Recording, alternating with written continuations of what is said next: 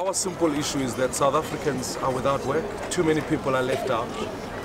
The ANC, under the leadership of the Guptas, have found a way to capture institutions.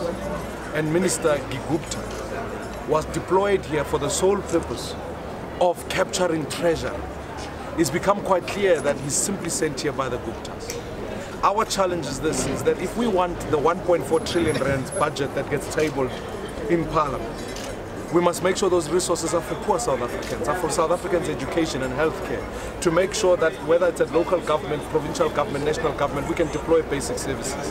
And we can't, in a country that is facing a recession, continue to afford where we have ministers whose primary interest is no longer South Africa. When you look at the history of Gika, what happened at even state-owned enterprises that he was deployed to, he was the one who, to boards of ESCOM, appointed people like Bokoko. And now we want to look back here and say that in fact he himself did not know about this. He was a key instrument in that issue.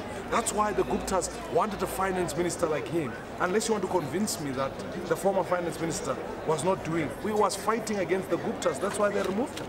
So you want Gigaba to step down?